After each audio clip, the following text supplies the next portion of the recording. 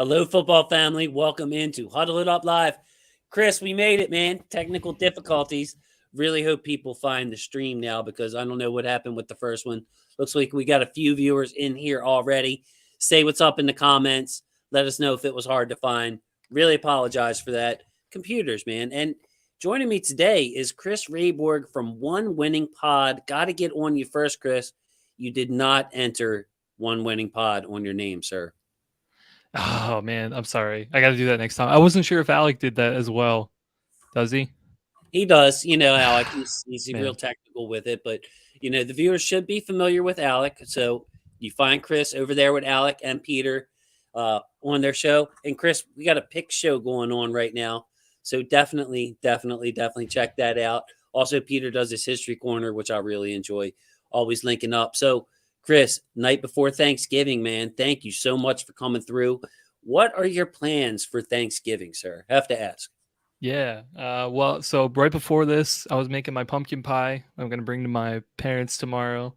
Actually, my wife is finishing it up because man, that takes forever to cook. But yeah, I'm going over and see the family tomorrow. It's gonna be kind of small, but that's what we do every year, so it'll be a lot of fun.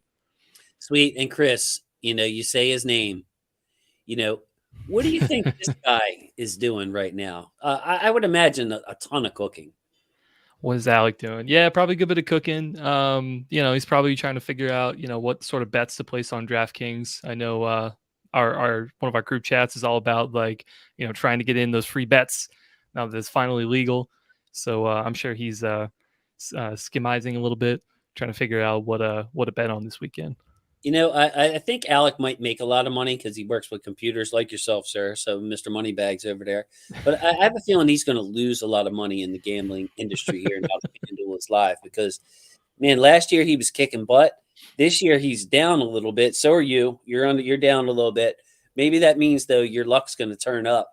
So just keep betting like a baseball season. You're bound to hit 250. You know what I mean? You're got batting average is going to end up around 250.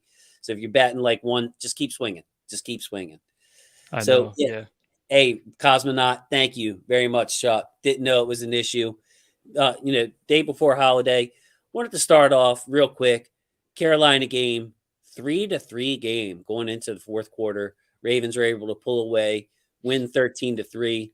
What was your mood, Chris, on this game? What did you have to say on One Winning Pod when you recapped the game?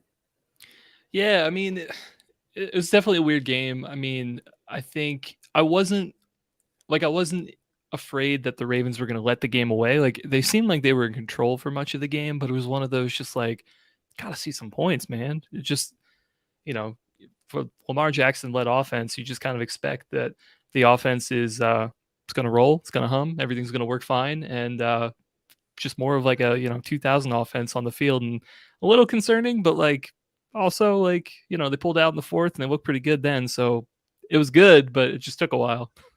So, Chris, I want to ask you about the game plan, first of all, because it was very similar to the Saints game. It was come out, oh man, it's a windy day and this and that. The Saints obviously was in a dome, but it was throw. Tampa Bay, same thing. Throw to wear them out and then run it down their throats in the second half. Just like, what do you think of that strategy overall? Because it really has, we haven't been churning out points, but part of me likes that kind of strategy. So I want to know where you land on this. Yeah, I mean, it's not bad. Like I obviously I think the thing that kind of that a lot of people are probably thinking about is just like it's the results. Like we really just kind of want to see the results. When the offense puts up 25, 30 points and we blow out opponents, like things are good. It doesn't really matter. People aren't like looking at what plays are being called or like what the distribution is or what the strategy, like nobody really cares about that. Not like, some of us do here, but like just talking like normal fans, don't really care too much about that stuff. There's no But yeah, when reason. things aren't going well, it's just like everyone's nitpicking, like, oh, like why didn't we do this? Or like, what this little thing do? And it's sometimes it's kind of hard to kind of go through that. I've said it on our pod that like, I think the Bateman injury truly like I think that kind of hurts that strategy a little bit. I think Gus's injury is also hurt that strategy a bit.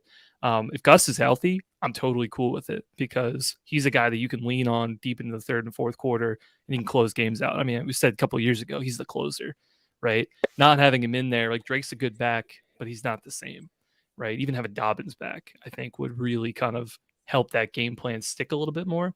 And so I think the issue is just like everyone else has to step up, and like sometimes they can do it, sometimes it works out really well, other times like you just kind of see the talent level of everyone else on the roster, and it could be a little iffy, if you're playing against better opponents, like Carolina defense played really, really well. That was a little bit more harder to do. Eventually they wore out, but it took a really long time for that to happen. Yeah, and it's going to be tougher against tougher defenses for sure. And I'm afraid that we're not going to get a true litmus test for this offense. I looked at that Carolina defense; it's a pretty good one. This Jacksonville defense we'll get into is not a bad one. It's not that we're facing terrible defenses down the stretch, but these teams aren't going to test us in the way that the Ravens will be tested in the playoffs. So it's just going to be an exciting hold on, for the ride to see where it goes. Agree about Bateman though. That changes everything. Man, I'm going to get to some comments here before we go any further, Chris, because I want to get right into Deshaun Jackson here. Ravens 76. Be more. Happy Thanksgiving, Baltimore. Yes, here we are. We're in here. Both Baltimore guys, man. So that's great, man. Yes. And Miss Barron, Tabitha Barron, your beard looks nice. Now, Chris, I know you've been in the comments before. I love comments about myself. I'm a little midlife crisis over here. So when a beautiful young lady like Tabitha says, your beard looks nice, Chris, I'm pretty hyped about the beard, sir. Yeah, I mean, that would make me feel good too. Yeah. I have to get Miss Barron off the screen there. And Alec, bringing up, participating. You could have came on the show, but I know you probably got your hands in tons of different food. So hype for Marcus Williams practicing. Definitely going to touch on this. So Chris, Deshaun Jackson. I mean, it's pretty. I don't. It's not an ideal situation at wide receiver. Let's be honest. We're pretty good in the middle of the field. We got Likely, we got Andrews, we got a nice gadget guy in Duvernay. We saw, we took a shot to Duvernay. It seems like a month ago now, man, down the right sideline. But the big play is what's really, really, really hurting right now in this offense. And it's something that I think will or could hold us back when it comes playoff time. Chris, if you don't get big plays, you're relying on turnovers. You're relying on your defense playing well. You're relying on moving the chains. You're relying on third downs and red zone. You're relying on everything else.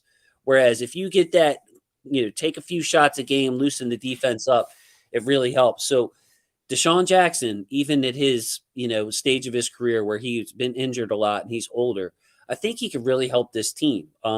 Even if it's just, a few deep shots a game and you hit one of them for 40 yards, 50 yards, that can really change field position and lead to some easier points, which I think this offense is in desperate need of right now. For sure. Yeah, I think, I agree with you, man. Like, I think it's a part of the offense that really could really open things up. I've talked about this kind of on the pod as well, and just that, Duvernay, I really like that sort of Weapon X guy of, you move him around, you have special packages for him. He can make plays. I mean, I do not think that it was, that unexpected early in the season. Like, that's the offense that the Ravens really wanted to run. It's like you have Mark Andrews to kind of be the one, you have Bateman to be the number two to kind of stretch the field a little bit, and you have Duvernay kind of taking advantage of those opportunities of matchups against some of the lesser guys. That really we need to recreate, because now it becomes so much harder for everyone else. And guys like DeMarcus Robinson, like, he has stepped up, but the key is really just like, can he continue to do that at that level? Deshaun Jackson, a guy that he has done that for quite a long time. Definitely not a guy I expected to sign maybe a couple months ago, a couple weeks ago even. But hey, he showed a little bit. I tell you what, man, just him kind of getting out there for that one game, was it the Tampa game, I guess? He reminded me a little bit he's got the build of like a Steve Smith. I just hope that he's can be as healthy as him, get his hammies right. You know what surprised me about Deshaun? Not surprised me, because we've seen it before. I think people really sleep on his ability to run routes and be creative. I always go into scout talk every week, Chris, but there was some nuance to his route running. It's not just the speed guy. A little different than like a Torrey Smith, say, where Torrey was a slant post, go route. That's pretty much what Torrey did and did Mhm. effectively. Deshaun, you saw that his catch was on a comeback route where he got the DB to turn his hips, and then Deshaun broke him off kind of nasty, bro. Came back to the ball, got it, showed some emotion. Like if we can get something on the outside, Chris, something outside the hashes. I still, like I said, I feel good about our, Duvernay. I thought that was a beautiful way to put where Duvernay is at his most effective if he's got other guys to work with. But likely, you know what I mean? Andrews likely. Those are some two good guys I like over the middle, but we need to get some production on the edges. Chris, great thoughts there, man. I really appreciate that. Juan Gotti.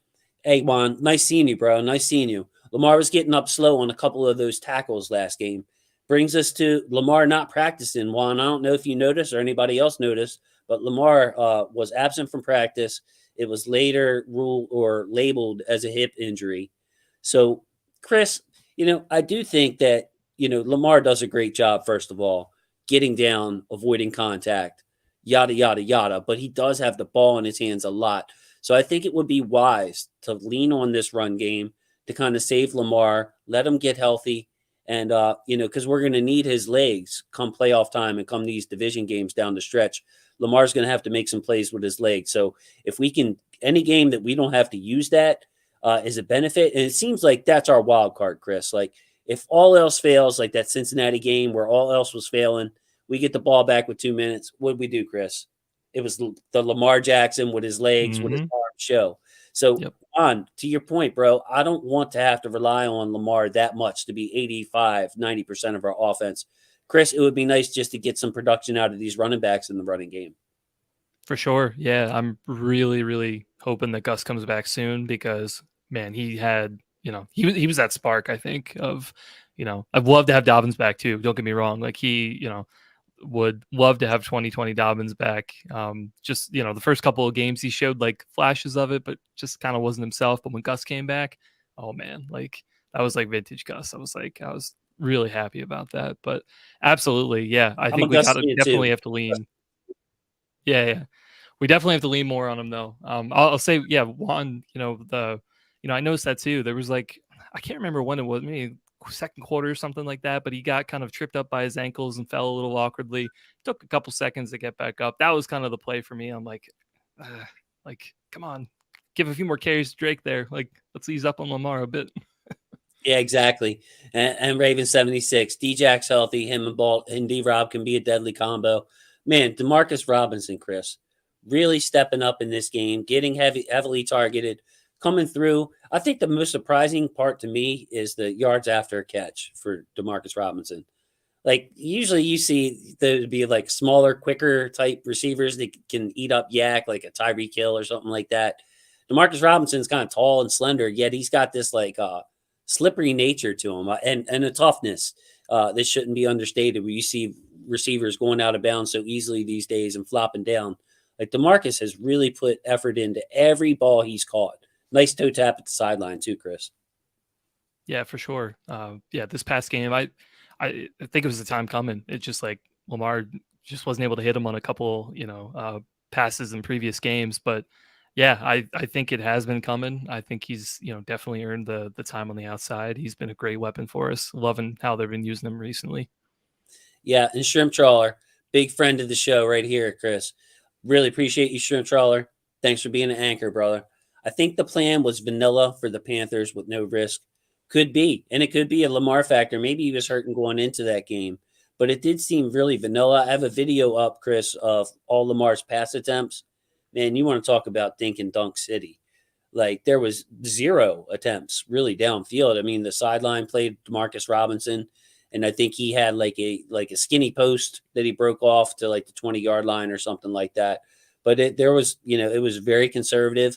I do like the fact that we're using the backs in the passing game finally after years. The backs are getting targeted, which I like. So now we just got to get those deep shots in there. Right. Well, the only thing I don't like about it is they hit a lot of those dump offs and they had nowhere to go. But don't like to see that as much. But yeah, no, it's a part of the offense that was sorely missed. Look at Chris biting back at the host. See, I like that, bro. No, I'm agreeing. I'm agreeing with you, man. I'm just saying, like the last game, there were a couple of those, man. Just like Omar, you got like throw that away. You know, we're just losing some yards. That's so funny. That's so funny. And we got a happy Thanksgiving in here from Miss Smith. I am a Smith also. So this is really good. Giving away my last name here on the show. Thank you, Kim. Happy Thanksgiving to you. I appreciate you tuning in. Very nice, man. I've loved getting some holiday greetings, man. Chris is That's on the great. show. Love it. First time on the show. How's it going so far, sir? You like the It's interactions, been all that? it's been good. It's been good, man. You're on your toes. You just know exactly when to like go into different things. No wonder you're so great when you come on our pod. Oh, come on, bro. Come on. Now, I'm getting used to the format, though. I will say that. I'm getting used Yeah. to, like, just talking about stuff and then going to the comments. And I always get hyped when I see people in the comments, even Yeah. if they're just saying what's up. That's Yeah. really cool. Because when I look at the overall views on the program and you see, hundreds of people watching, but you don't get hundreds of comments, different Yeah. people commenting. A couple of things. Another thing I wanted to ask you about actually is David Ajabo. Now he's ready, bro. He's ready to roll. He's practicing in full. He's been practicing in full. The Ravens, though, usually they only have 4 outside linebackers active. Okay, so and we have that right now with Bowser, Owe, JPP, and of course Justin Houston anchor in that group.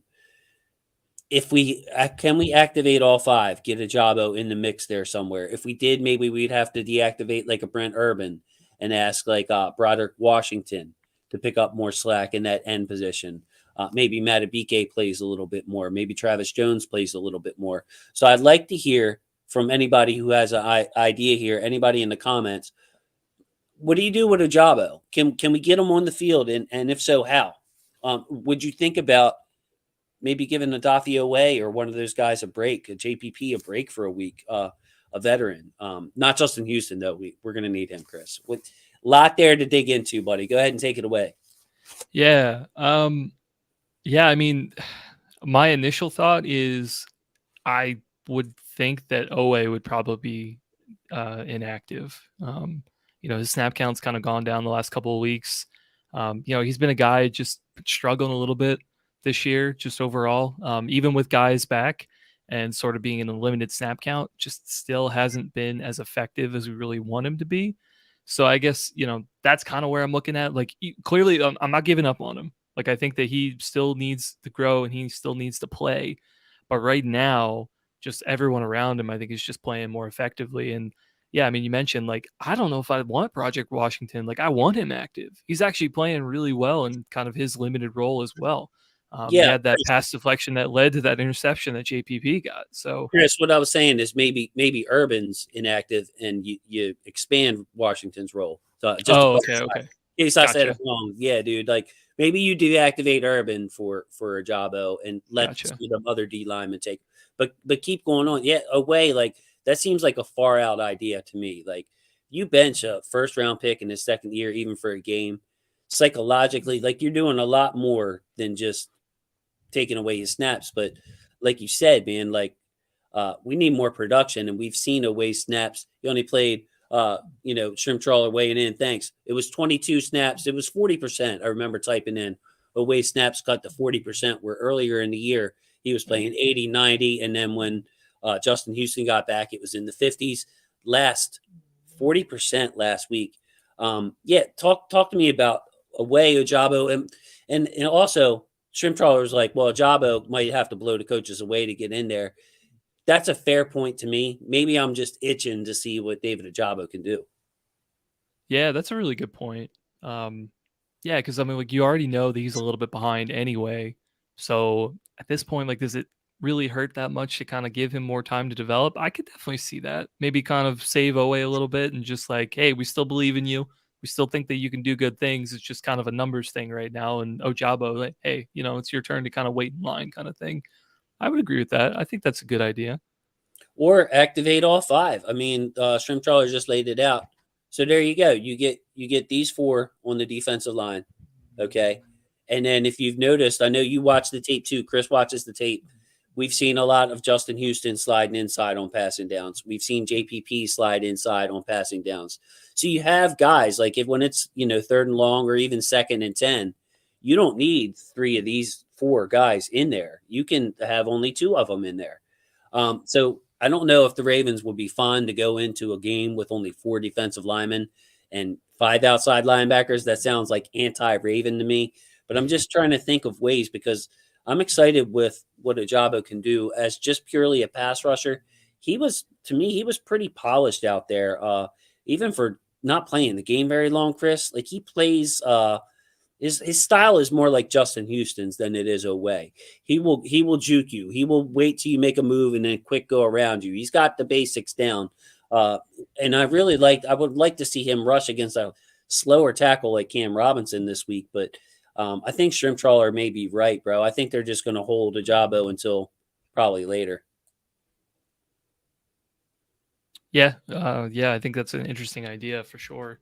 Yeah, it's at this point, man, too. Just like every other outside linebacker is just getting hot right now. You know, everyone's playing really well. A guy like Bowser, I've been really excited for as he's come back. Just again, another one of those players like doesn't really look like he has any rust. He looks exactly to me as he did last year, which is great. So, certainly a great problem to have for the Ravens. It's gonna be Yeah, interesting to see what they do. the defense is stacked, man. The defense is stacked. If I'm looking at a weakness, I really don't see like a clear weakness because now they have Marlon Humphrey playing the slot. Even with Kyle Hamilton probably missing this week. We'll get into that later. But then they put Brandon Stevens on the outside where he looks a lot more comfortable than he does in the slot. So if I'm an opposing team, if I'm the Jaguars, I'm going after Brandon Stevens. That's pretty much it. And I would say our safety group without Hamilton is okay. Stone, Chuck Clark, mixed opinions, but maybe we can agree on okay with that group. Not great, not terrible, just an okay group. But other than that, man, you look at the front, the names we just mentioned, and of course that linebacker duo, bro. This defense has a lot of everything on it. For sure. Yeah, it's kind of weird in some ways of now just for so long kind of complaining about the inside linebacker play, and now it's like, whoa, it's not a weak spot anymore. No, PQ looks completely different. A guy that blocked me on Twitter, my heart was broke. He blocked me when I celebrated the Roquan move. Didn't even mention his name. So apparently I'm pretty big on Twitter, Chris. I didn't know that, but yeah, man, give credit, man. I don't hold grudges. It's all, it's all good, PQ. Let me and others fuel your fire, bro. But PQ has played great. After, we had a film study of that Miami game earlier this year, and it was some brutal stuff in coverage. The missed tackles, all that has just shedded away from his game. He looks like a completely confident, different player next to Roquan, and it's just beautiful to see. This we love linebacker play here in Baltimore. So yeah, Ravens 76 again. Thank you, brother. What happens if Ajabu comes in and registers 2 sacks Sunday? Chris, you want to answer that one pretty quickly? I feel like always bench at that point. He's got Ojabo's got to stay in. Yeah, if he comes in and gets 2 sacks, then he'll be out there a lot more the next week. That's for darn sure. Yeah. And then this is another good point. Shrimp Trawler, Roquan and PQ played the entire game. I can't remember the last time that happened where 2 linebackers played the entire game. That really takes the load off of everybody else, Chris, because you got 2 of the 9 spots filled, and then you're always playing, Marcus and Marlowe's playing every snaps. And then your safeties are playing every snap. So that's 6 places. So that leaves 5 rotational spots. Should really keep everybody fresh. Yeah, for sure. Yeah, it's another one of those. Like, I wondered. I guess that probably would have happened anyway, even with Hamilton's injury, right? I think they've been kind of trending toward 100% of snaps on the inside linebacker group anyway, correct? I would think so. I think it's going to be matchup dependent. I thought that there would be times where Hamilton would be lined up next to Roquan in Queen's spot, but Okay. that didn't happen. I mean, and what Hamilton played, like at least a half. Like it wasn't just a fluke Yeah. series. Hamilton made my notes. Geez, a whiz, bro! Like 4 or 5 times already in like a half a game or whatever he played. Was playing ridiculous football. Yeah. But yeah, and this goes to this point. Would Kirk be in the slot Sunday to exploit us? Yes. Yes, and yes. I think Zay Jones, Marvin Jones, of course, the outside receiver. Zay Jones, I think they move around a little bit, but it's going to be Christian Kirk, a guy who can play inside and outside. And I expect when Christian Kirk is not lined up across from Marcus Peters, Marlowe's going to be following him, Chris. Oh, for sure. I mean, if I were the Jags, though, I'd put Kirk on Brandon Stevens almost all day, though, because I mean, you put him in the slot, Marlowe's going to follow him, and at that point, like you can basically say he's probably not going to do much. Marlowe's playing at a really high level right now, but yeah, it wouldn't surprise me to have him move around a lot. Yeah, great point, man. Great point. We'll get into that Jags game later. Look, Chris, I really don't have too much else until we get into the injuries and that kind of thing. But I did want to take a quick look at the AFC. Now, see, I'm behind on my stuff, bro, uh, because of that little incident to start the show. Let's see if this. Oh, look at that. There you go. Now, these are the kind of graphics you only get on Huddle It Up Film, sir. As a computer programmer, I think you can appreciate that. Here we go. These are your AFC standings as of now. And as you may know, only 7 teams make it. Used to be 6, now it's 7. And you see the Baltimore Ravens right now would be the 4 seed if the season ended today. 7-3. They're losing the tiebreaker to Miami and Tennessee because both of those teams have played one more AFC game and they won that game. So we have to catch up. The tiebreakers aren't exact right now. There's an uneven amount of AFC games being played.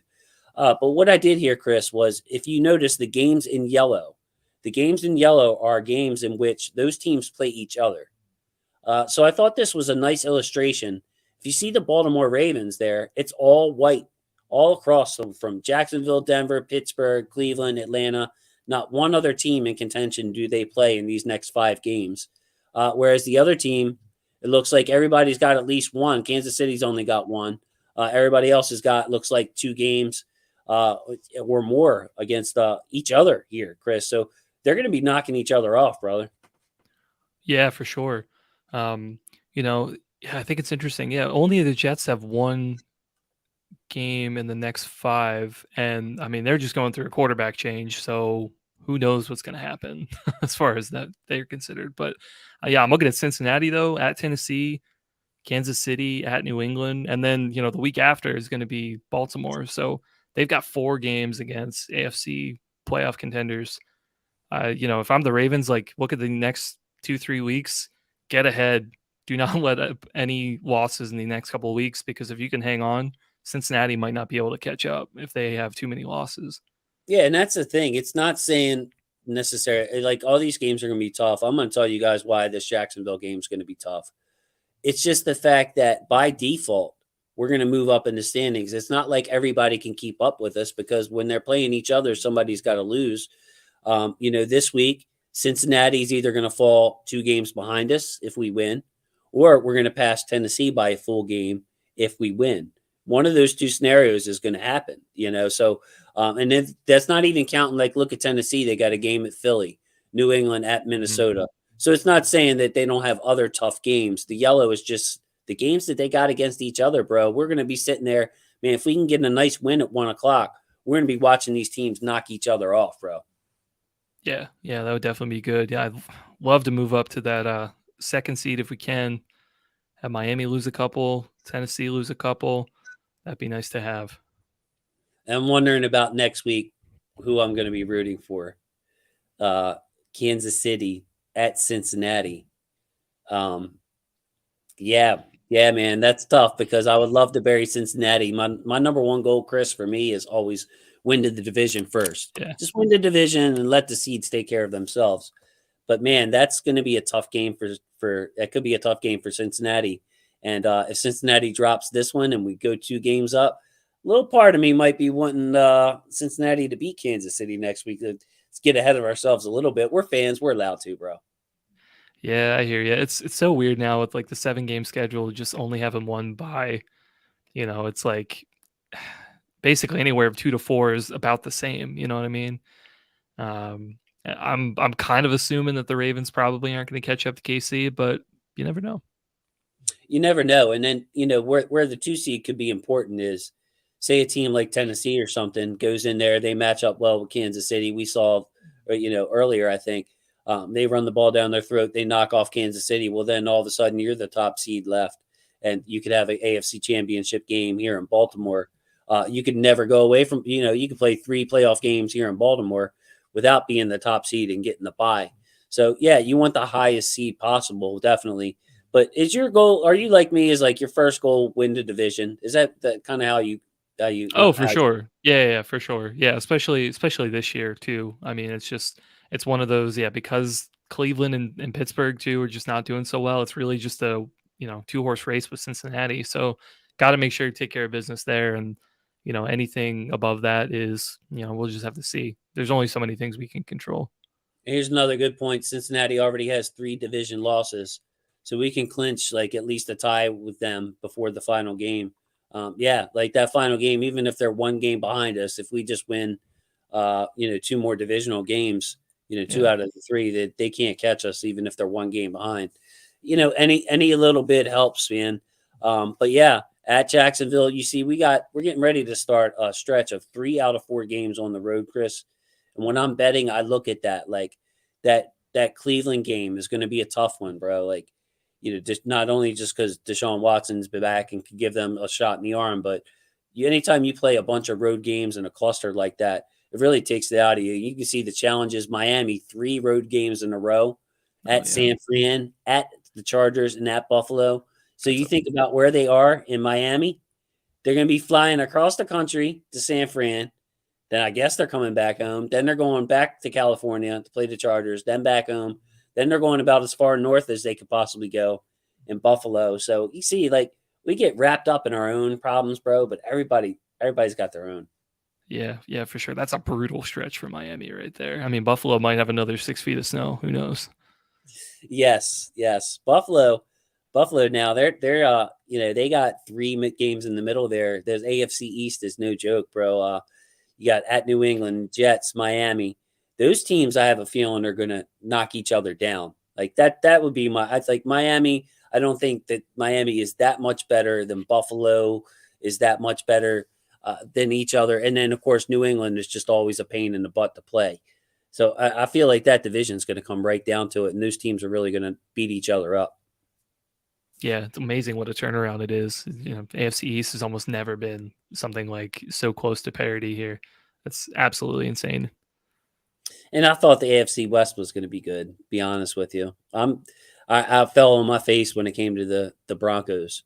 I thought Right. that it would Them be or a good, or the Raiders, they've or the also kind Raiders. of imploded. Yeah, I really thought Denver would be a good team this year. And then look at the NFC West too. Seattle, what they're still in first place. San Fran right there, but the defending champion Rams. You can never tell in the NFL. So, Chris, man, great discussion there. Got a couple of other thoughts. Now, this is call me crazy, crazy alert here. I would prefer us a wild card. Wild card teams are the most dangerous teams in the playoffs. Now, Baltimore 76. I would love to agree with you on this one, but no, man. I want that home game, Chris. I want that home game. Oh yeah, as someone who's got tickets to the game, like I'd love to be able to get one. You Yeah, come you're with for us, Jay. You come with us, man. We're gonna have an extra one. You feel all up right. for it that Yes. game? You're definitely there. All right, bro. Because yeah, Peter's got some stuff going on. So look at this, man. Coach DC, Oh, thank you so much for nice. your support, Coach. What's up, guys and gals? Hope everyone is starting a great Thanksgiving. We are trying, man. The wife is up there working away. I'm down here playing, so I'm not sure how that's going to play out for the rest of the evening. But right now it's feeling pretty good, Chris. Right now it's feeling pretty good. But yeah, she's working hard upstairs. Turkey apparently is tomorrow. We start that early in the morning, and maybe I'll help clean up some dishes. Coach Harbaugh said that today in his presser. Uh, he's like, if you're not cooking, fellas, at least help with the dishes. Chris, solid plan right there. Yeah, I would agree with that. I get the only thing I'd say, man, I do like Alec, I do a lot of the cooking.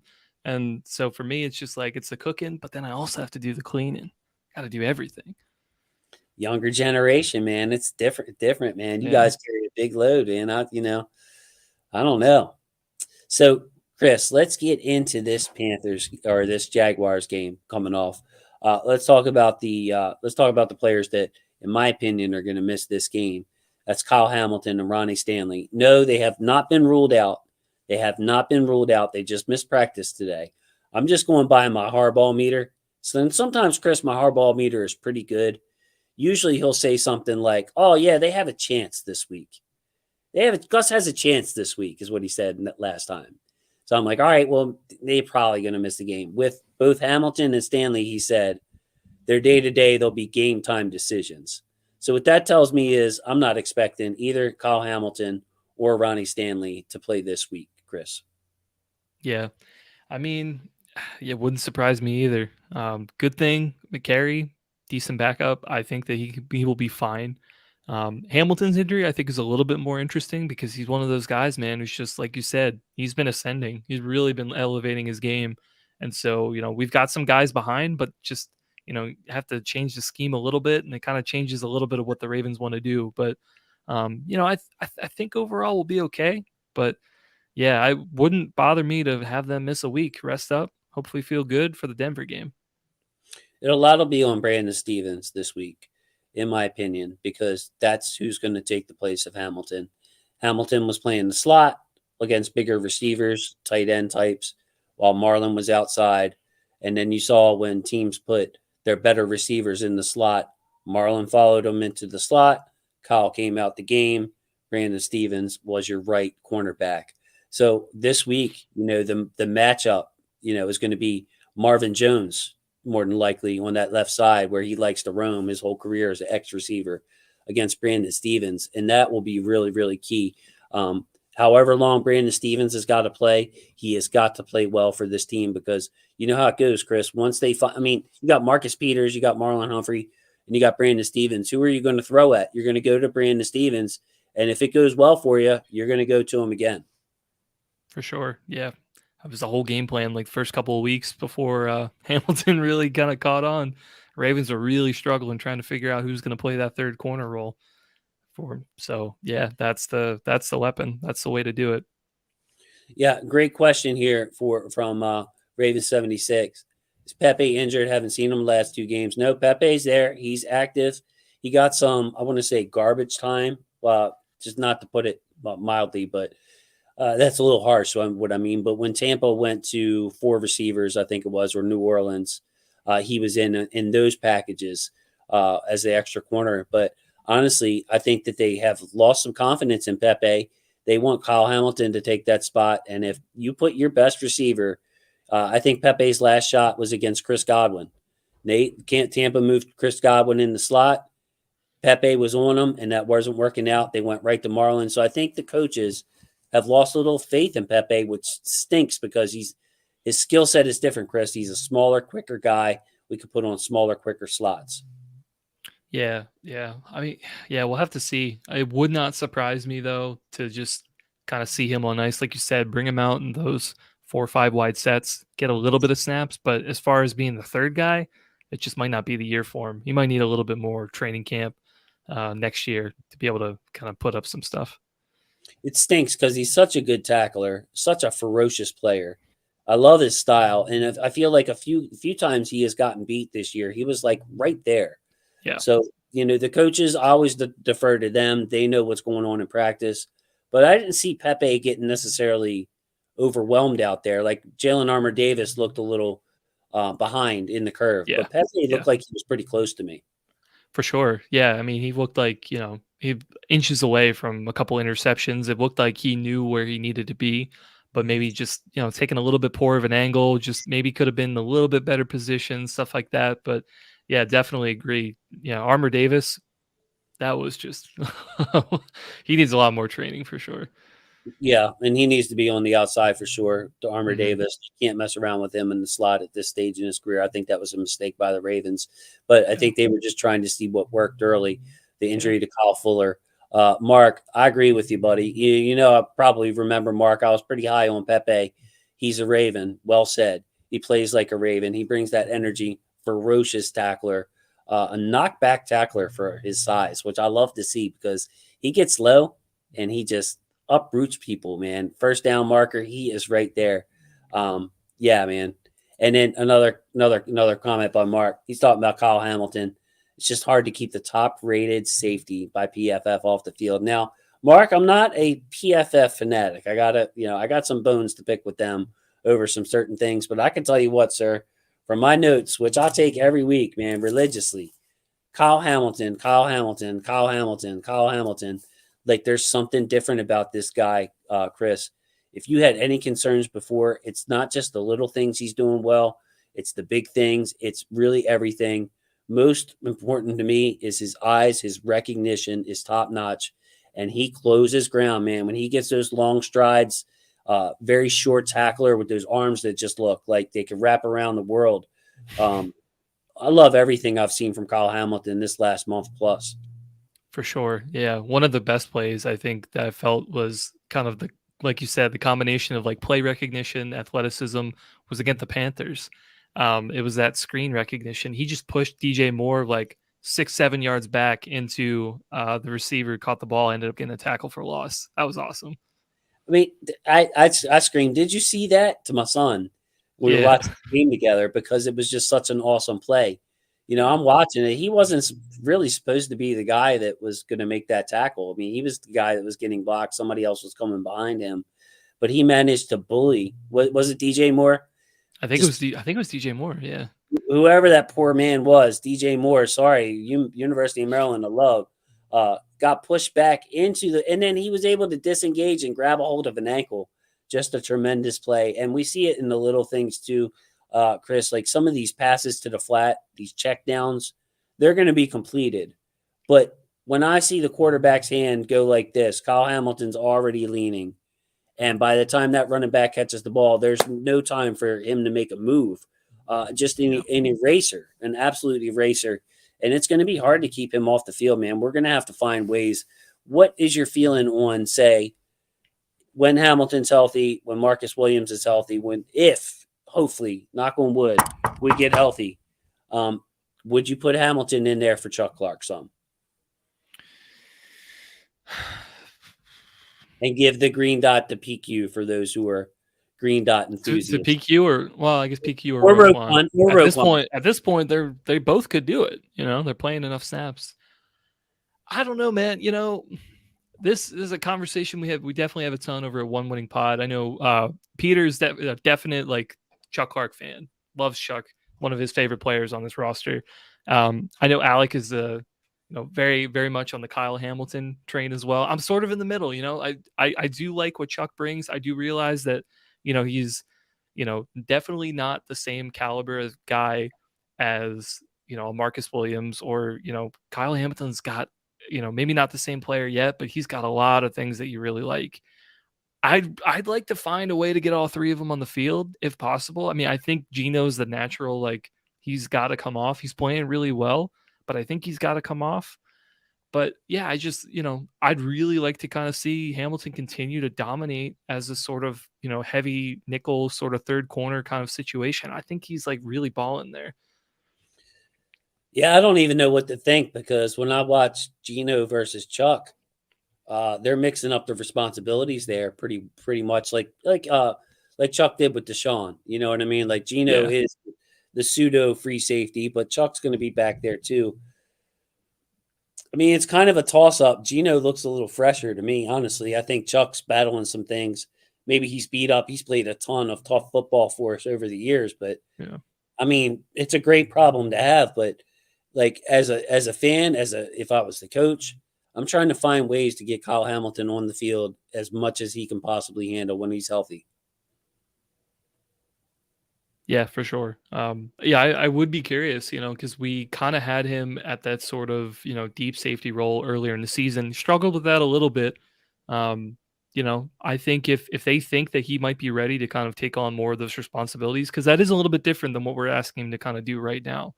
But if they think he's ready for it, sure, throw it at him, man. I think we've seen some good stuff from him so far, but as long as he's ready, throw it at him.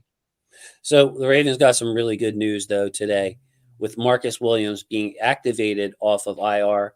Marcus Williams will not play this week. He probably won't play next week. He's got a 21-day window to be activated. But Chris, I think people forget, or just naturally can forget, how much of an impact he made in those first, 4 or 5 games. He had a bunch of interceptions, just making plays all over the field. We have a Pro Bowl type free safety, a true free safety, coming back to this defense within a couple of weeks. Huge boost, bro. Like think about like where we were this time last year, man. with just, your I don't even want to mention their names, but we had guys playing that really shouldn't be playing in the NFL unless it's a situation like the Ravens were in all over the field. Now we got a guy like Kayvon Seymour who can't find his way on the field because we're so deep. I think Kayvon's a pretty good player. I think he gets a bad rap here. Marcus Williams, Chuck Clark, Geno Stone, Kyle Hamilton. It's a ridiculous group of DBs here. It's a great group. Yeah, I'm really looking forward to it. He was incredible. The thing that really kind of stood out for me versus a lot of other safeties that have sort of been in our free safety role for the last couple of years. Marcus Williams has crazy closing speed and instincts. What that was one of the big things that I kind of called out last year with Brandon Stevens was that playing at that free safety role just didn't have the same closing speed. There were so many like these deep passes that you have an Ed Reed or you have like a Weddle back there or something. You kind of expect a block pass or maybe an interception, be able to close from the middle of the field, be able to get over there. And Brandon Stevens, didn't have that in that role. I think the corner role, being on the outside, way better fit for his talents, at least this year. But Marcus Williams, like first couple of games, I mean, he showed that in spades. He just was able to know exactly where the ball was going to go, make a play on it. Very, reliable. I think it's going to be great. Amazing, like how good our defense is right now, and then add that player back. Like, I'm excited. I'm really excited. It's going to be Yeah, some me good too. defense. And if the funny thing is, I agree with your point on Brandon Stevens, and he's a fast guy. So Hmm. it just goes to show you, like these safeties that are running 4.58 at the combine, do not knock them down your board because of that. If they got instincts, like Eric Weddle, don't have the speed to play outside corner. He never had Yeah. that kind of speed, but he looked pretty damn fast on the back end because he saw things quickly, was leaning that way, could cheat a couple of steps, and then of course, if you're Ed Reed, you got the best of all worlds. You're just gifted and probably one of the best students of the game I've ever seen as well. Um, but yeah, Marcus Williams has got that different gear. On the offensive side, though, Ronnie Stanley, Pat McCary looks like he might have to carry a heavy load here, left tackle.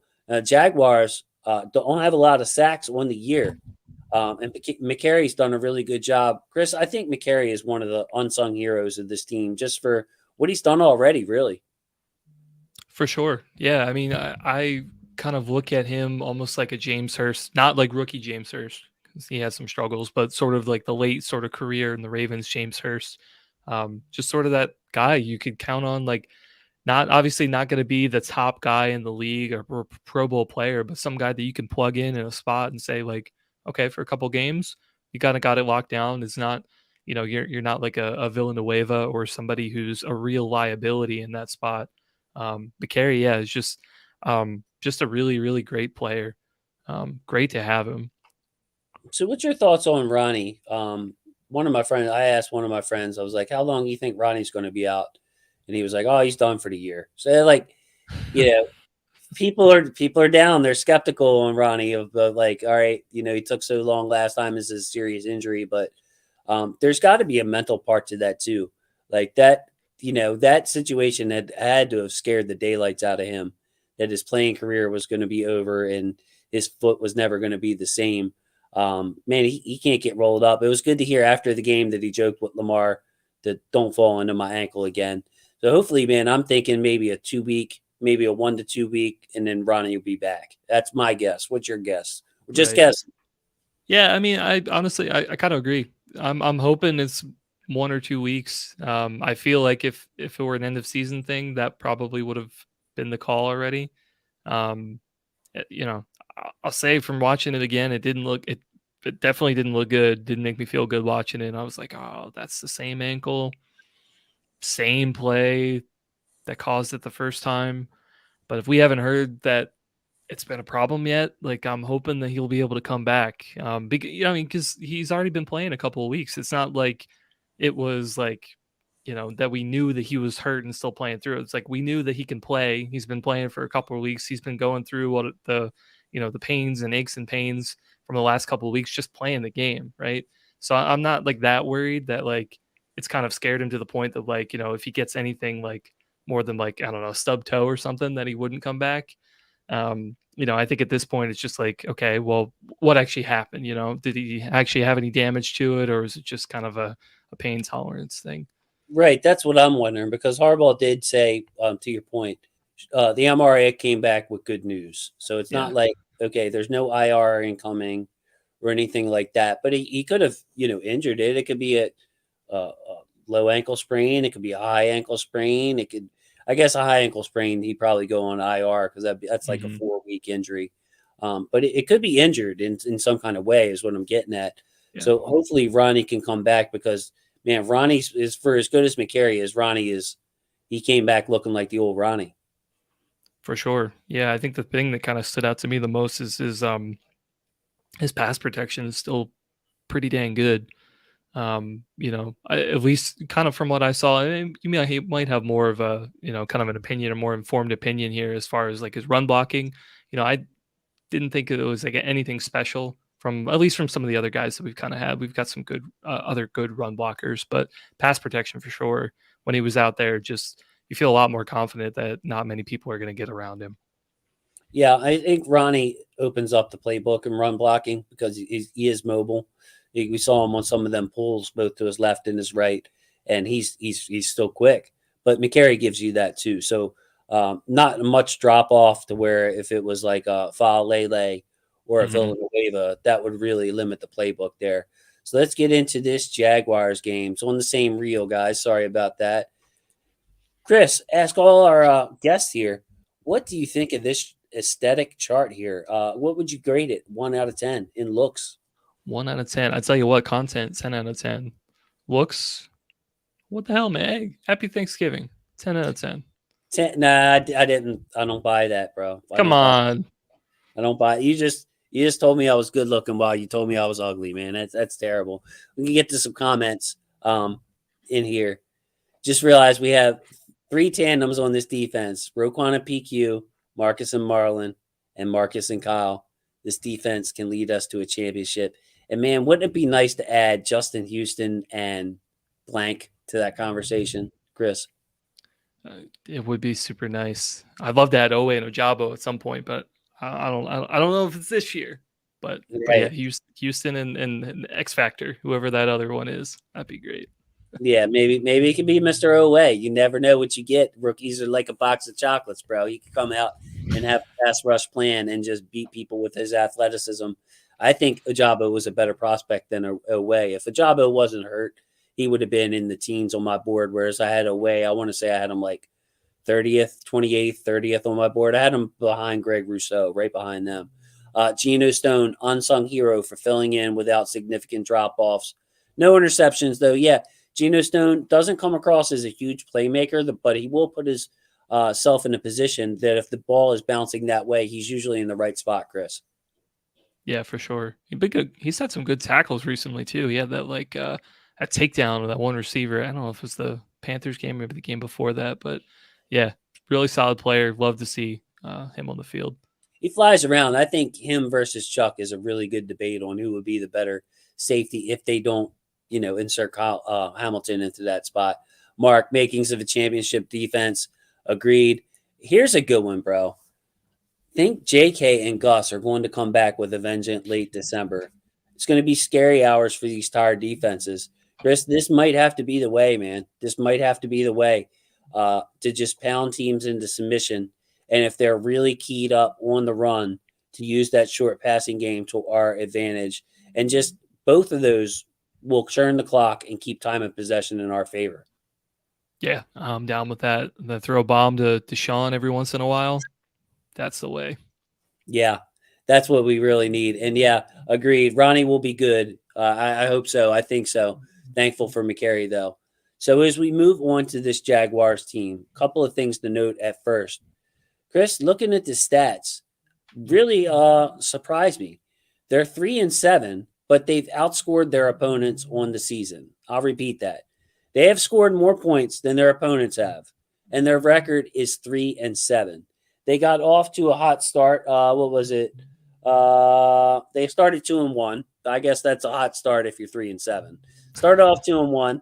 Not so hot since, and they're also coming off a bye week.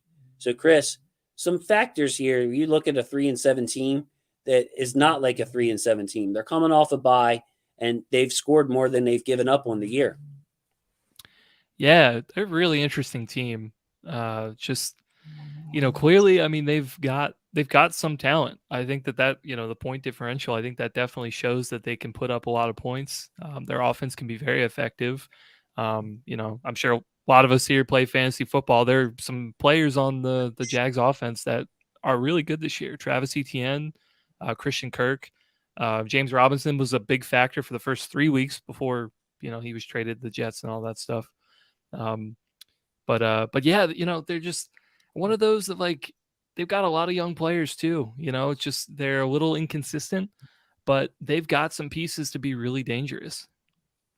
So this Ravens offense, 24.8 points a game. We slipped a little bit after that 13-point outing against Carolina. Still top 10 in the league offense for all our complaining and all the wants that we have with the deep ball. Still top 10 offense. Jaguars defense, middle of the pack. They're allowing 20.5 points a game.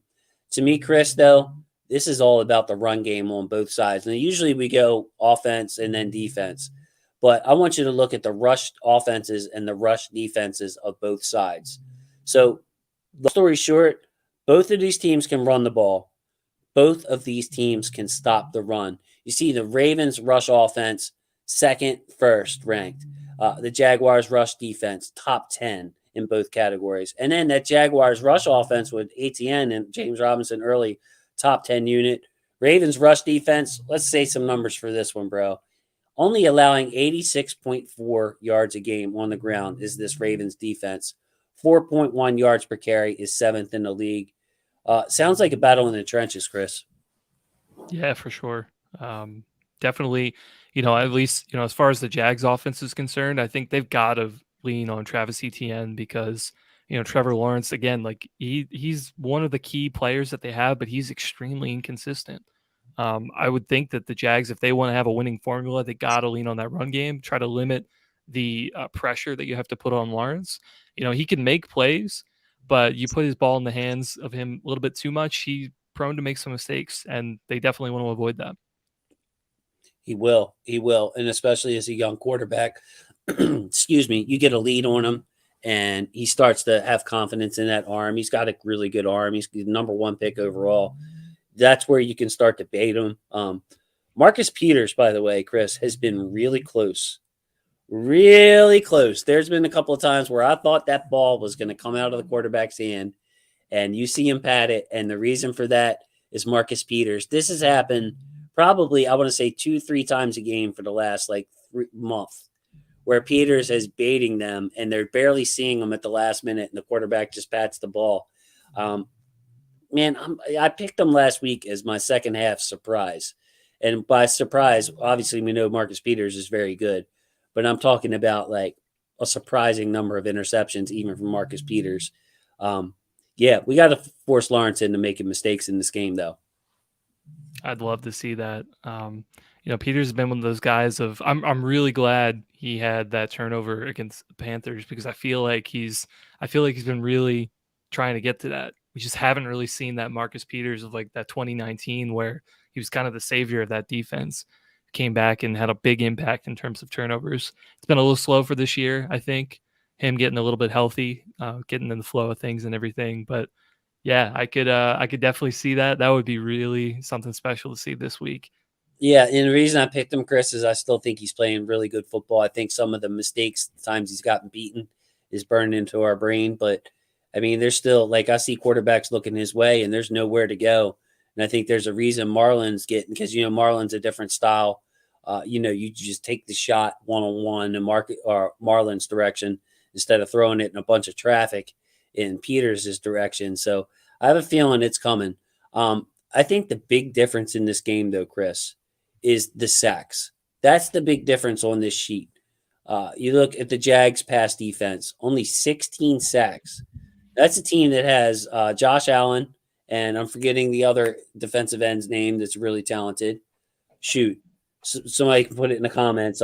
Anyway, they have a stout front. Like it's a good. Like I'm surprised they only have 16 sacks. The Ravens, on the other hand, almost twice as many, 31 sacks for the Ravens, eighth in the year. So that's the big difference I see here is the Ravens look, at least in the sack department, able to put some pressure on them. Yeah, for sure.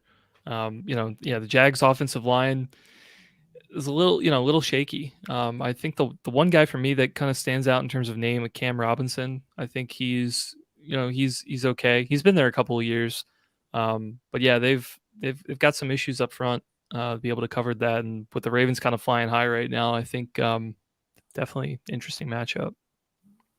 It was the number one pick. Thank you, Shrimp Trawler. I was just looking it up too. Trayvon Walker. You got Trayvon Walker. You also mentioned Devin Lloyd, who lines up everywhere. Um, bro, they got some rough riders on this front seven, the Jacksonville Jaguars. I don't think their rush defense numbers are a fluke. I don't think their rush defense numbers is because they've been behind in a lot of games. I think they legitimately have a solid front and two good linebackers. The other one, I won't try to pronounce his name. His first name is Foye. I should be more familiar with his name because boy does he rack up the tackles next to Devin Lloyd. So the Ravens, rush game could be tested here. Hoping we see your guy Gus, man. Yeah, me too. That would definitely be great. So, Chris, does anything else stick out to you on this chart? Because to me, it looks pretty straightforward. Two really good run teams, two really good run defenses, two average passing teams, two average pass defenses. Although I would say that Baltimore's pass defense is much underrated. Different team than we saw the first 4 weeks. Right. Yeah, it feels like the Ravens pass defense numbers probably a little inflated from a lot of the games earlier in the season, right? The Miami game, the Buffalo game, some of those. Even Mac Jones, bro, that's the one that bothers me when I look at the final score and everything. Yeah, I'm always yeah, that throwing one that. too. I'm like, how did we let Mac Jones score 20 whatever on us? We won, but I mean, still, that seemed a little too easy at that point in the year. I know, yeah. Even the best Ravens teams, man, all of them have like some games that you're just like, why did they lose that, or why did they struggle so much in that game? You know, it just every Ravens team has that. Unfortunately, it's just and it sucks every time you have it because you're just like you forget about all the times that it did happen, and then you're just like, ah, it just hurts, it stings. Um, but yeah, no, if I think the other kind of thing that jumps out to me as well is the Jags pass defense. I do think the yards per game probably don't tell the whole story here, but for Ravens team that's trying to figure out how to incorporate more of the passing offense to kind of open up the run a little bit more. I'm curious to kind of see how they perform there. One thing that I've kind of noticed is that maybe their tackling is a little bit more suspect in the Jags pass defense. So, for a guy like Demarcus, Robinson, he had some success with some yards after catch. Could we kind of lean on that a little bit more? Could we get Andrews a little bit more involved? Likely, see what they can do. And I think really this is where I want to emphasize in the Ravens pass game. You can say pass game, run game, whatever, but Devin Duvernay needs his touches. He's too talented, too explosive. One of the few spots we got pure speed out there with Bateman gone. I mean, Duvernay runs a 4.3. He's a legit 4.3 guy, which is saying something. I think like in pads, like he's a 20-mile-an-hour runner. To get him involved, Chris, more than 3 times, like 5, 7 times. Let's find ways to get him the ball. Yeah, for sure. I think Harbs talked about that too, right? He said that they had a couple of looks for him, but Lamar was just kind of holding the ball a couple of times. Yeah, different looking defense back then versus Mac Jones. Very true. We were still trying to figure ourselves out. And I really like Mike McDonald. I think another thing is I'm counting at least 2. I argued with somebody whether the Tampa Bay game was a garbage time touchdown or not. Somebody said that was not a garbage time. I considered it a garbage time touchdown. They never had a chance, the ball with a chance to take the lead. But I'm counting 18, we'll call it 20 points just to make it safe number. 20 of the almost 200 points we've given up have been in garbage time. That's 10% of our total points given up in that Jets game and the Tampa game and the Saints game. Game put away in the fourth quarter, Chris. Yeah. Yeah, I think I think the Jags are definitely going to get a different defense than maybe what some of these numbers are showing. But still, they got to show up. They got to perform. Very true. So let's get into a little bit of game plan before we wrap it up. Chris, what would be your game plan? Let's start on this defense, man. So we're really high on it against Trevor Lawrence. Me personally, I'm looking at more of the same thing. You go with your 4-man rush. You blitz your slot corner every once in a while. You blitz your linebackers every once in a while, and you play a lot of good. You rely on good players in the back end just to like close those windows, bro. Like I really like the fact that Mike McDonald is not taking a bunch of chances and over pressing his cornerbacks. It's like, look, we got a lot of good players back there. Good luck finding space. Yeah, I think so. I think the key for me is going to be, definitely making sure that you have eyes on Travis Etienne, both in the run game and in the screen game, right? So yeah, Roquan, Patrick Queen, I think those guys have definitely got to have it down, be able to kind of keep eyes on him at all times. Yeah, because after that, let those four guys get after Trevor Lawrence, just have the corners play on an island and do what they do best. I think that's got to be the key to this game. We have seen a few offenses this year that run through the running back. And I remember that was a sore spot last year where those pass catchers out of the backfield and the running backs that could just do it all really gave us some problems. And the ATN is one of those guys who, as you mentioned, can hurt you in the pass game and the rush game. So I really like that plan. What about on offense, Chris? How are we going to get this thing going? Can we get cranking? Can Lamar get cranking in Florida? It's going to be probably a lot nicer weather than it is up here. Yeah, I mean, yeah, we'll have to see kind of what his availability is. I mean, I'm still hoping that he's playing, but we'll see if, is he actually hurt? Is, what things going on there. But definitely got to continue to develop this passing game, man. Just like we talked about up at the top, like, kind of using the pass to open up the run. Like, I like that strategy overall. We just got to get more people involved, got to get some more out of the receivers, like you said. And then yeah, if Gus is back, like fourth quarter, I'm fine if you just want to hand that off to him every play. Like I think Gus is going to be good. He's going to get you those 1st and 10 to 2nd and 6 to 3rd and 2 to first down again, right? That's that. I think that's got to be the game plan. I like it. I like it. And you don't scare our viewers here, Chris. We love our viewers.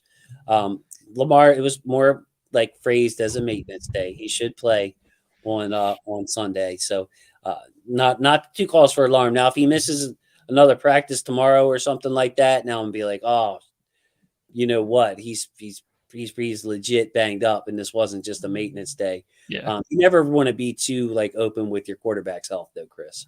Yeah, for sure, for sure. Yeah, and I have no caveat. I have no prior knowledge to any of this stuff. I'm making all this stuff up as I go along. I appreciate that. I appreciate that. Just make it up as you go along. Now, Lamar finished the game. He seemed fine. I'm looking for a good Lamar. It would be nice though to get the backs, as we mentioned way earlier in the show, involved to take some pressure off of Lamar. So he doesn't have to run the ball so damn much, so we can just hand off, get something out of the running game going. And then I mentioned Duvernay. Another guy I would like to see get involved along with Mark Andrews is Isaiah Likely.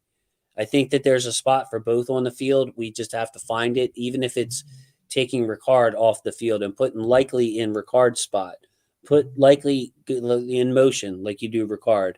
Ask him to chip and release like you do Ricard. Like I could see Likely that being his role basically when Ricard's no longer on the team in a couple of years from now.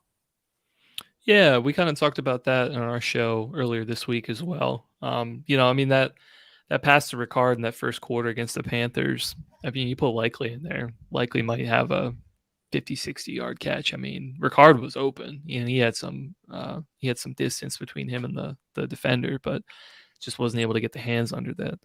But yeah, I definitely could see that.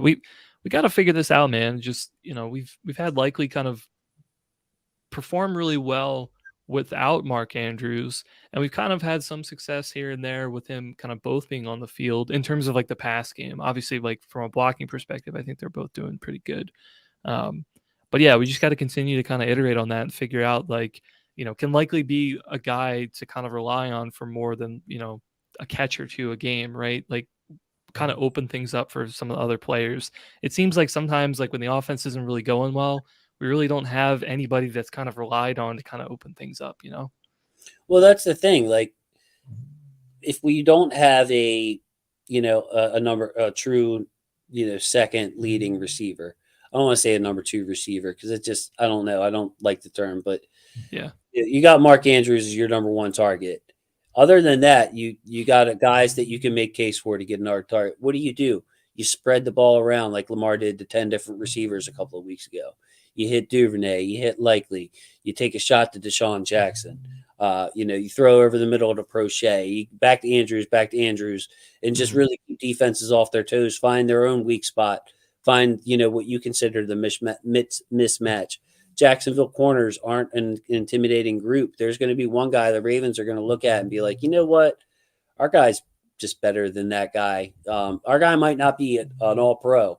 We might not have the deepest receiver position out there, but Right. these guys that are guarding us down in Jacksonville, they're no all pros themselves. So find the mismatch, spread the ball out, Chris.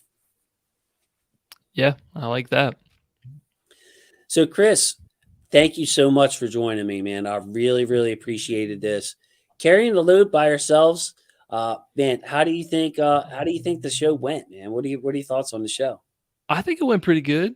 Like I said, it was just I feel like, you've been on our show a little bit. It's a natural conversation. Things went really well. Everything flowed really well. I felt very comfortable. Good. I think this was a, great first showing. Yeah, me too, man. And usually we have a guest come on. No guest this evening.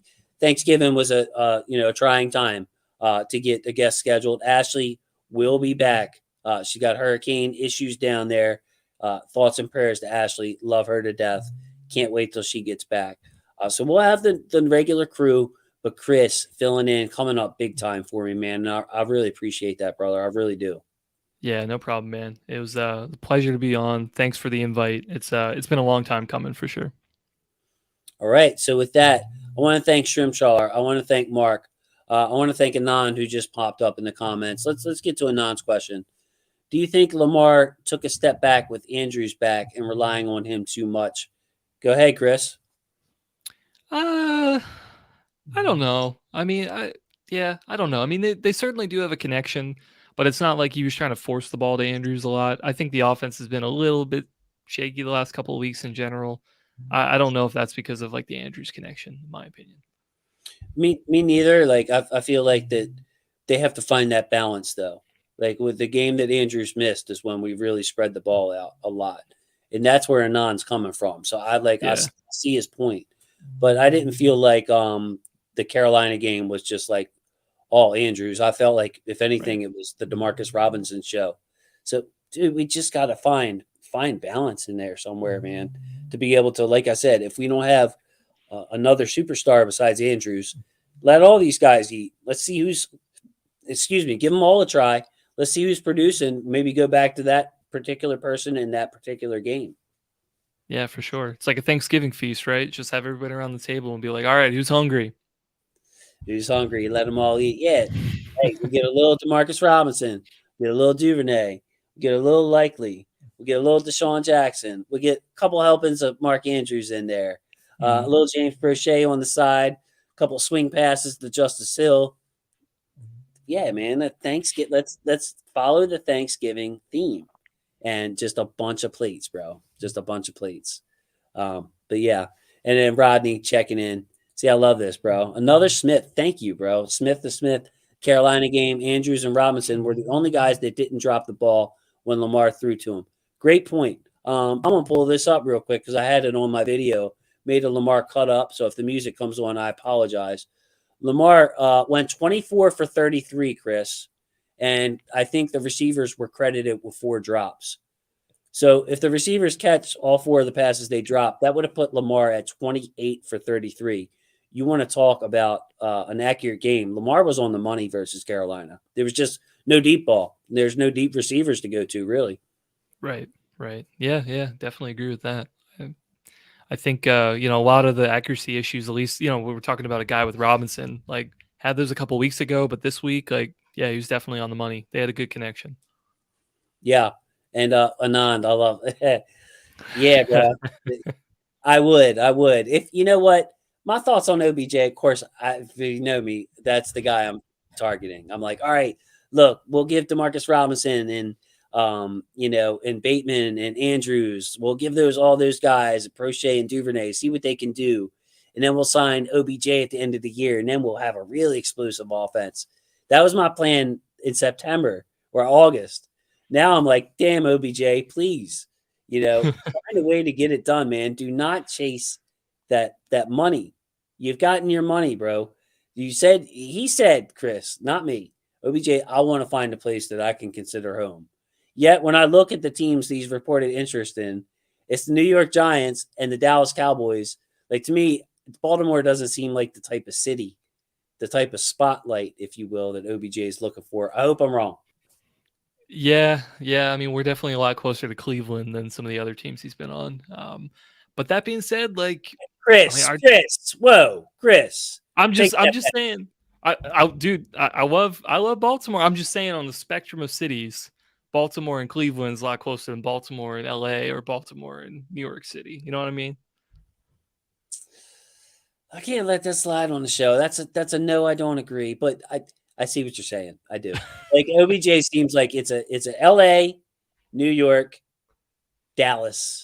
Yeah, If Chicago wasn't so damn cold, maybe a Chicago, a big city, Atlanta. I could see a big city like that. yeah, OBJ going to. But yeah, yeah. Oh, say what you mean, OBJ. If you just want the money and you want the attention and you want the marketing, then you can go there, and they'll probably pay you to go there. If you want a place to call home and you want to be a number one receiver, not only this year but next year, because who knows? Bateman. We don't know what we have in him after 2 years. As sad as it is to say, OBJ could come here, man. I'm a big fan of this fit, bro. Like, if his knee is healthy, he could really be a put you over the top type player, man. In my opinion, I think he's still got it. yeah. I mean, him and Bateman, pretty similar in my opinion. It's just like in terms of like the things that they can do. Obviously, OBJ has done a lot more of that from him being in the league so long. But yeah, I'd be about that if he's healthy. Yeah, Coach DC, check out his channel. By the way, you probably already do. Coach DC, one of the hardest working people in YouTube, Chris. I don't know if you see it, but this man has videos among videos So among many videos, videos. and Yeah, he awesome doesn't. work, man. Yeah, man, it's just like I used to try to, like, all right, well, this guy did a video on this guy. I don't want to do a video on this guy. But with Coach DC, he's going to do them all anyway. So if Coach DC does one, I might have to do the same guy if that's what I'm looking at. Uh, Coach DC, I love you, man. Thank you so much. And I can't wait to participate in some projects with him over the off season where we can look at some tendencies and stuff like that. That's my guy. And he weighs in on OBJ. If he wants a great chance to win and play late in the playoffs, Ravens should be a serious option. If not, that says more about him than Baltimore. Chris, again, yeah, he's saying I want a place to call home. To DC, Coach DC's point, this would be a good place to call home for opportunity and stability's sake, bro. Like, veterans love it here. Yeah, for sure. Definitely, if he wants to win, I mean, he's got to come up here. But yeah, if it's between Dallas and New York, yeah, that's more about him for sure. Yeah. I don't So, know. and Anand, great content, coach. We really, really appreciate it, man. And Anand, again, winning Super Bowls gets attention, does it not, Mr. Rayborg? It got him It plenty of attention in LA last year. it did. Yeah, it would. Well, look, I really appreciate everybody coming through. Going to call it a little short tonight. Usually we go about an hour 45, hour 50, 2 hours. We've got some holiday stuff going on around the house. Miss Huddle It Up films up there. So, again, man, I really appreciate you, Chris, coming on one, bro. One on one, no guest, just holding it down. We already had that camaraderie from One Winning Pod. And I thank you. God bless you, Chris. And thanks for everything. As a friend, just a supporter on your show and everything too, man. Yeah, absolutely, man. Thank you very much for the invite. Happy to be here, and I hope you and the fam have a very happy Thanksgiving. You too. Hey, happy Thanksgiving to everybody out there, part of the football family. I really appreciate it. If you have any video requests, don't be afraid to ask. I try to check my old videos. I should put that out. Mark, thank you so much for the Travis Jones request. Got that done overnight when I couldn't sleep last Wednesday, Chris. Gave me something to do. Got a few hundred views. That was really, really cool. So with that, I want to say thank you to my football family. Thank you, Shrimp Trawler. Thank you, Coach. Thank you, Anon. Thank you, Mark. Everybody else out there. Have a happy holiday. Take some time off. Make somebody smile. Love my football family. Have a good night. Chris, say good night to the people, please. Good night, everybody.